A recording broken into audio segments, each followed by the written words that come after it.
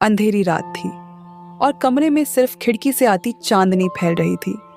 सारा और विवेक एक दूसरे के करीब थे, इतने करीब कि उनकी सांसें आपस में टकरा रही थीं। सारा ने विवेक के कंधे पर अपना सिर रखा और धीरे से कहा, कभी सोचा नहीं था कि हम यहाँ तक पहुंचेंगे। विवेक ने उसके चेहरे को अपने हाथों में लिया और उसकी आंखों में झांकते हुए कहा, कुछ पलों को शब्दों की जरूरत नहीं होती, सिर्फ एहसास काफी होता है। सारा ने मुस्कुराते हुए उसकी बात का जवाब एक हल्की किस के साथ दिया। उनके बीच की हर झिझक उस रात खत्म हो चुकी थी। विवेक ने सारा को अपनी बाहों में भर लिया और दोनों ने उस पल को पूरी तरह से जीने का फैसला कर लिया। विवेक और सारा की मुलाकात एक ऑफिस पार्टी में हुई थी। सारा अपने आत्मविश्वास और बेबाक अंदाज के लिए जानी जाती थी, जबकि विवेक एक शांत और सुलझा हुआ इंसान था। दोनों बिल्कुल अलग थे, लेकिन उनकी पहली मुलाकात में ही एक अजीब सी कनेक्शन महसूस हुआ। पार्टी के बाद सारा ने विवेक से पूछा, तुम इतने चुप क्यों रहते हो? तुम्हारी आंखें कुछ कहती हैं, लेकिन तुम बोलते नहीं। विवेक ने मुस्कुराते हुए जवाब दिया, शब्दों से ज्यादा नजरों का असर होता है।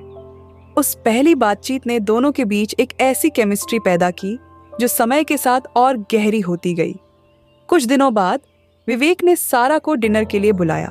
उन्होंने शहर के सबसे ऊंचे रेस्टोरेंट में एक टेबल बुक की थी, जहां से पूरे शहर की रोशनी दिखाई देती थी। डिनर के दौरान सारा ने कहा, तुम्हारे साथ समय बिताना मुझे अच्छा लगता है। तुम मुझसे अलग हो, लेकिन शायद इसी वजह से खास हो।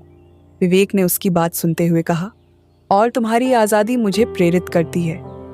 डिनर के बाद दोनों ने शहर की खाली सड़कों पर टहलते हुए एक दूसरे का हाथ थाम लिया। वो रात उनके रिश्ते की शुरुआत थी। रिश्ता बढ़ने के साथ उनकी भावनाएं भी गहरी होती गईं। वो पल जब दोनों पहली बार अकेले अपने अपार्टमेंट में मिले, एक नई शुरुआत थी।